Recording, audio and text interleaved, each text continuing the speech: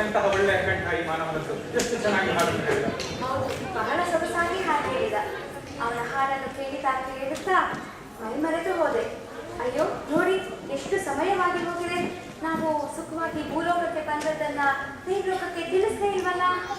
ಅಯ್ಯೋ ಹೌದಲ್ವಾ, ನನ್ನ ದಿವ್ಯ ದೃಷ್ಟಿ ಕೆಲಸನೇ ಮಾಡುತ್ತಾ ಇಲ್ಲ. ನನ್ನ ಪ್ರಾಣನಾಥನಂತೂ ಕಾಣಿಸುತ್ತಲೇ.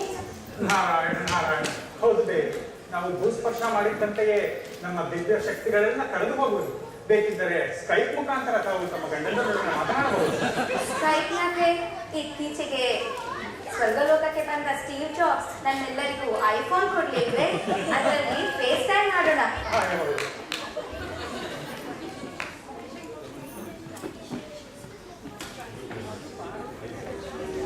ನಾನೀಗ ನಿಮ್ಮ ಕರೆಯನ್ನು ತಿಳಿಸಲು ಸಾಧ್ಯವಾಗುತ್ತಿಲ್ಲ. ದಯವಿಟ್ಟು ಓಂಕಾರದ ನಂತರ ತಮ್ಮ ಸಂದೇಶವನ್ನು ತಿಳಿಸಿ.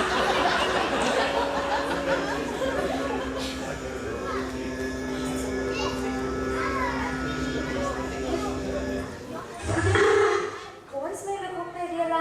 ಓ ತಾಡು ಪಾರ್ವತಿ, ನಾನು ಶ್ರೀಹರಿಯ ಫೋನ್ಗೆ ಪ್ರಯತ್ನಿಸುತ್ತೇನೆ.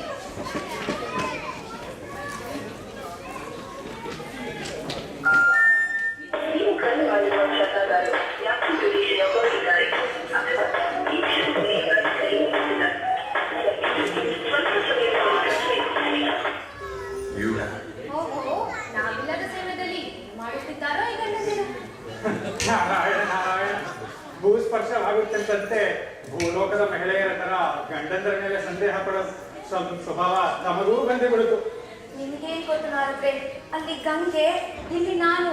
ಅಯ್ಯಯ್ಯೋ, ಸರಿ ಬೇಗ ನನ್ನ ಕಾರ್ಯ ಮುಗಿಸಿ. ನಾರಾಯಣ ನಾರಾಯಣ, ಹಾಗಲ್ಲ, ಮೃಗರಾಜನ ಹುಟ್ಟುಹಬ್ಬವನ್ನು ಆಚರಿಸಲು ಪ್ರಾಣಿ ಪಕ್ಷಿಗಳೆಲ್ಲ ಒಟ್ಟಾಗಿವೆ.